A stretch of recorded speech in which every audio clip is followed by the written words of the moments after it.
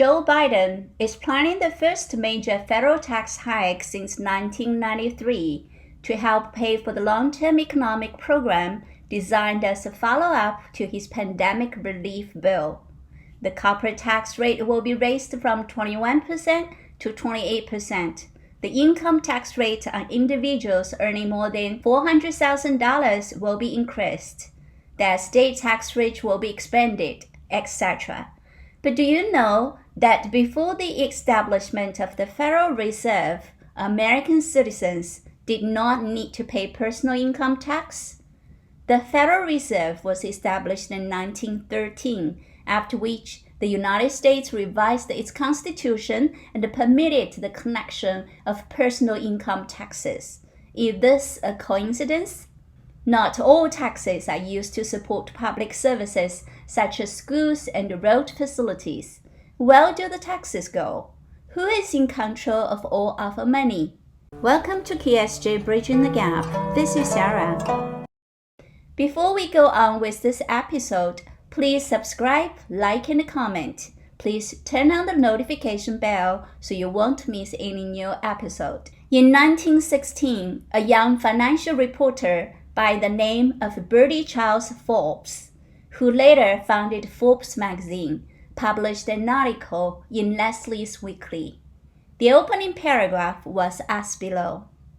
Picture a party of the nation's greatest bankers stealing out of New York on a private railroad car under cover of darkness, stealthily heading hundreds of miles south, embarking on a mysterious launch, sneaking onto an island deserted by all but a few servants, living there a full week under such rigid secrecy that the names of not one of them was once mentioned, lest the servants learn the identity and disclose to the world this strangest, most secret expedition in the history of American finance. I'm not romancing.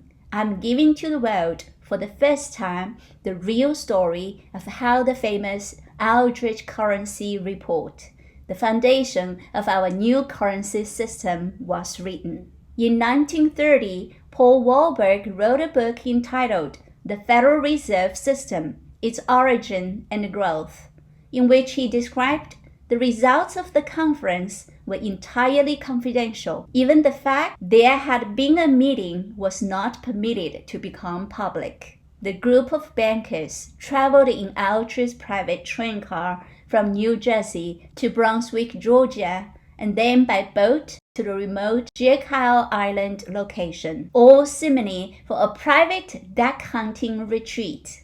Jekyll Island Club member J.P. Morgan had granted the group exclusive use of the island for 2 weeks.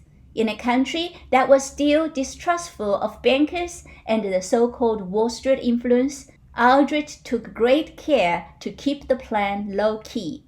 But little by little, the story has been pieced together in amazing detail, and it has come directly or indirectly from those who actually were there.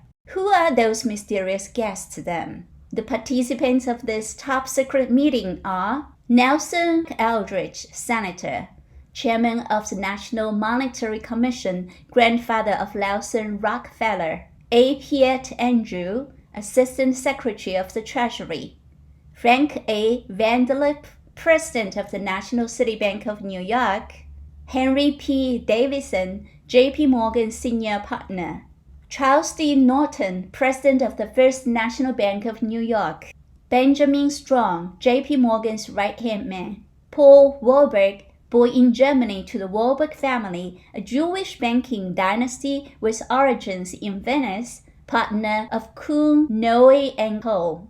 Rothschild's agent in the United Kingdom and France, was a persuasive advocate of central banking in America, the chief designer of the Federal Reserve System and earliest member of the Federal Reserve Board. Those people went to the remote island secretly to draft an important document. To be safe, they prepared 2 plans. The first plan began known as the Aldrich Plan, which called for 15 regional banks, known as reserve associations, that would be directed by a national board of commercial banks. These associations would give emergency loans to member banks, create an elastic currency, and serve as the fiscal agent of the federal government. The plan was supported by the Republicans. Plan B was the Glass-Owen Bill, which eventually became known as the Federal Reserve Act, and the Democratic Party was the main driving force. By the time, the relationship between Senator Aldrich and the Wall Street was well known. There was a strong anti-Wall Street mentality at the time, so Aldrich's plan was meant to attract criticism, and the Democratic Party, which had been far from the center of power for many years, played a role in strongly criticizing the financial monopoly, making Plan B a greater chance of being accepted. As expected, when the Aldrich Plan was brought to Congress, concerns over its banker-centered structure resulted in the legislation's demise, while the Glass-Owen Bill, a so-called decentralized system in private hands, which eventually became known as the Federal Reserve Act, was signed into law in 1913. The establishment of the central bank system is one of the steps towards communism, which is measure number 5 of Communist Manifesto agenda. The Federal Reserve acts as the U.S. central bank, and in that role performs 3 primary functions: maintaining an effective, reliable payment system, supervising and regulating bank operations, and establishing monetary policies. For many years, who owns the Fed has always been a secret topic. The Fed itself has always been vague, while ordinary people have always thought it is a government agency. Munnings presents some bare facts about the Fed system in his book, The Secrets of the Federal Reserve, after half a century of research. He says, it is not a U.S. government bank. It is not controlled by Congress. It is a privately owned central bank controlled by the elite financiers in their own interest. The Federal Reserve elite controls excessive interest rates, inflation, the printing of paper money, and have taken control of the depression of prosperity in the United States.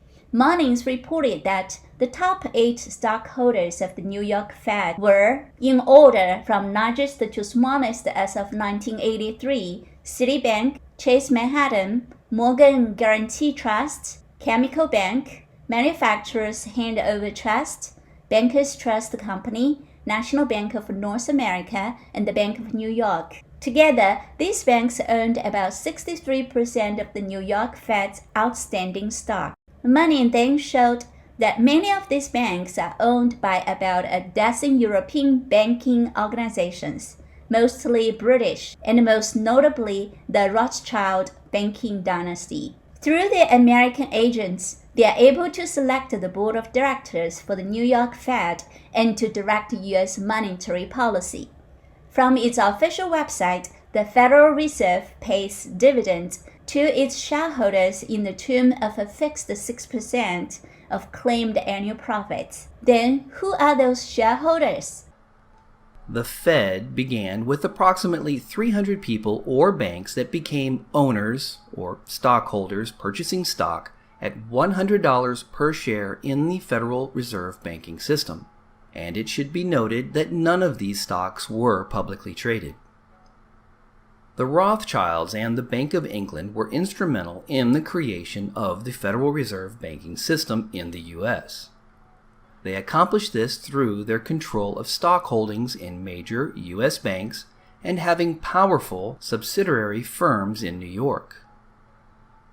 The 2 principal representatives in New York are J.P. Morgan Company and Kuhn, Loeb & Company, which were the firms that set up the Jekyll Island Conference where the Federal Reserve Act was drafted, and it was these firms that directed the successful campaigns to have the plan enacted into law by Congress in 1914. They were also sure to purchase the controlling amounts of stock in the Federal Reserve Bank in New York and had their principal officers appointed to the Federal Board of Governors and the Federal Advisory Council. They then continued to use their power and influence to purchase controlling shares in all the Federal Reserve regional banks as well. So there is a traceable linear connection between the Rothschilds, Bank of England, and the controlling shareholders for the entire U.S. Federal Reserve banking system today. Here is a list of the major families and firms who currently control the U.S. Federal Reserve.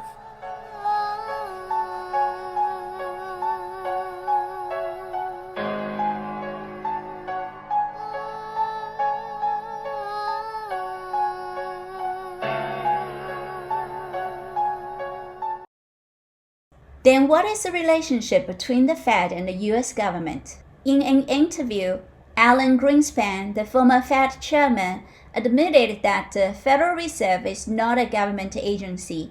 Here is what he said.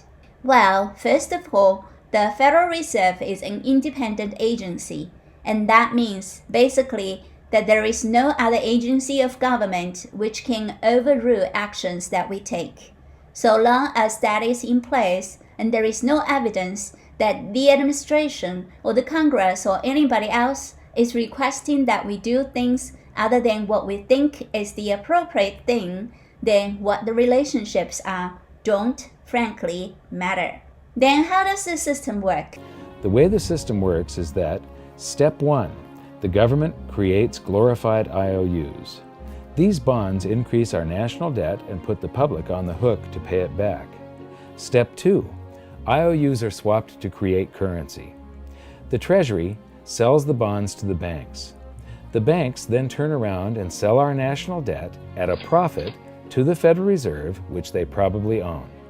The Federal Reserve then opens its checkbook that doesn't have a penny in it and buys those IOUs with IOUs that it writes, checks, on a checking account that has a zero balance. Then they give those checks to the banks and currency just springs into existence, and then the whole process repeats. This results in a buildup of bonds at the Federal Reserve and currency at the Treasury, which is really just a supply of numbers. The Treasury then deposits the numbers in the various branches of the government, and we get to step 3. The government spends the numbers on promises, public works, social programs, and war. Then the government employees, contractors, and soldiers deposit their pay into the banks, and we get to step 4, where the banks multiply the numbers by magically inventing more IOUs through fractional reserve lending, where they steal a portion of everyone's deposit and lend it out. That currency gets redeposited, and then a portion is stolen again, and the process repeats over and over, magnifying the currency supply exponentially. Then we work for some of those numbers, which brings us to step 5, where our numbers are taxed. We pay tax to the IRS, who then turns our numbers over to the Treasury, so the Treasury can pay the principal plus the interest on bonds that were purchased by the Federal Reserve with a check from nothing. Then we get to step 6, the debt ceiling delusion. The system is designed to require ever-increasing levels of debt and will eventually collapse under its own weight because politicians always kick the can down the road. They don't want it to collapse on their watch. And finally, step 7, the secret owners take their cut. The world's largest banks own the Federal Reserve. Those banks make a profit selling our national debt to the Fed. They make a profit when the Fed pays them interest on the reserves held at the Fed, and the Fed pays them a 6% dividend on their ownership of the Fed. America's current economic system is based on John Maynard Keynes' theory. John Maynard Keynes said, "By this means, government may secretly and unobserved confiscate the wealth of the people, and not one man in a million will detect the theft." This is the same as what's said by Vladimir Lenin, the founding head of the communist government of Soviet Russia. Lenin said, "The best way to destroy the capitalism system was to debauch the currency. By a continuing process of inflation, governments can confiscate secretly and unobserved an important part of the wealth of their citizens. By this method, they not only confiscate, but they confiscate arbitrarily. A heavy and progress income tax is measure number 2 of the Communist Manifesto agenda. This measure is designed to confiscate the property of the successful citizens, and it was implemented in the United States in 1914 after the establishment of the Federal Reserve. Thus, since then, the specter of communism has started to infiltrate into the United States. In January 1934, President Franklin Roosevelt signed the Gold Reserve Act, forbidding the hoarding of gold coin, gold bullion, and gold certificates within the continental United States. The Bretton Woods Agreement was negotiated in July 1944 by delegates from 44 countries. The Bretton Woods system made the US dollars the official global currency, and it was defended by setting the value of gold at $35 per ounce. The gold standard system limits the Federal Reserve and the government spending to only what it can raise in taxes or borrow against its gold reserve, and prevents them from simply printing money to pay its debts. It also takes power over the money supply away from central bankers. In August 1971, President Nixon made a decision to abandon the gold standard of the US dollars. From then on, things have been out of control. Another thing you may not know is the Fed buys corporate debt. The Fed Reserve website describes their programs such as the Primary Market Corporate Credit Facility, PMCCF, the Secondary Market Corporate Credit Facility, SMCCF, the two facilities the board authorized to support credit to large employers. The PMCCF is for new bond and loan insurance, while the SMCCF is to provide liquidity for outstanding corporate bonds. Put it in simple words, they are bailing out corporations and entities that own their debt. On their bailing list, we can find familiar names such as Toyota, Volkswagen, Daimler-Benz, AT&T, Apple, GE, Ford, Comcast, BMW, Microsoft, GM, etc. A lot of them are not US companies. For example, Daimler-Benz. It was founded in Germany in 1926, but more than 1 billion outstanding Daimler shares are held around the globe. The biggest shareholders are Kuwait's Sovereign Savings Fund, Renault Nissan, and Chinese investor Li Shufu. Li Shufu holds the largest equity stake in Daimler through Tenacious Prospect Investment Limited since 2018. In July 2019, the Chinese BAIC Group acquired 5% of the voting rights in Daimler. So the Fed is not only bailing out a German corporation, but also their Kuwait and Chinese shareholders. A financial system pertained to taxation, a system that has to solve a debt problem with more and more debt, and with unrestrained issuance of currency, will inevitably lead to currency depreciation and hyperinflation. Here is all the Constitution says about the money power of the government. From Article 1, Section 8, there is, Congress shall have power to coin money, regulate the value thereof, and of foreign coin.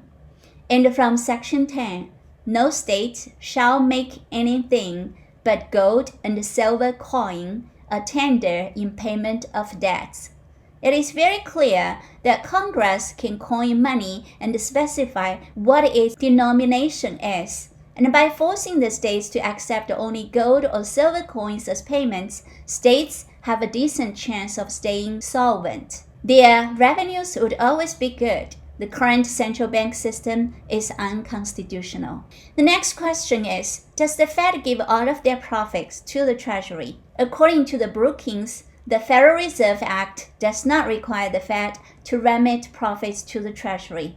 Congress imposed a franchise tax on the Fed in the original Fed Reserve Act of 1913, requiring the Fed to remit 100% of its earnings after paying expenses and dividends, lowering the tax in 1919 to 90%. But Congress stopped taxing the Fed in 1933, swapping the franchise tax for a one-time Fed payment to help capitalize the newly created Federal Deposit Insurance Corporation. Only after the Fed became profitable in the wake of World War II did Congress consider reinstating the franchise tax. In response, the Fed preempted Congress in 1947 by reinterpreting an obsolete anti-inflationary provision of the Federal Reserve Act that had been designed to empower the Fed to charge interest on its reserve bankers' holdings of Federal Reserve currency. The Fed simply chose a rate that generated revenue equal to what would have been collected by a franchise tax, and then remitted most of that revenue to Treasury. Today, an internal Fed policy still guides remittances, absent a statutory mandate.